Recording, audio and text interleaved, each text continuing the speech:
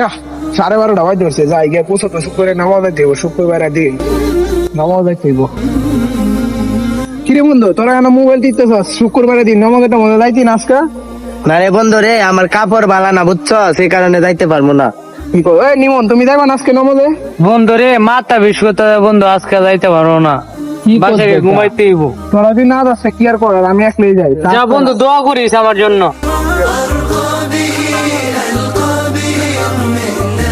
না আজকে তুই তান তেরে মনে হয় মসজিদে গেম না খেয়ালে লাগবো। আর চিতান তেরে কেমন হয় যদি বিরিয়ানির কথা কই মসজিদে নিয়ে যাই, এটাই করি ইয়ে করে দিই, বিরিয়ানির কথা বলে নি যা যাই। আমি মাত্র কালি খবর পাইলাম আজকে নাকি মসজিদে বিরিয়ানি দিব, অন্তরে যাইবি নি গো? যাইলে ভালো খাইতাম সবাই মিলে। কি কর বন্ধু, সত্যি বিরিয়ানি দিব?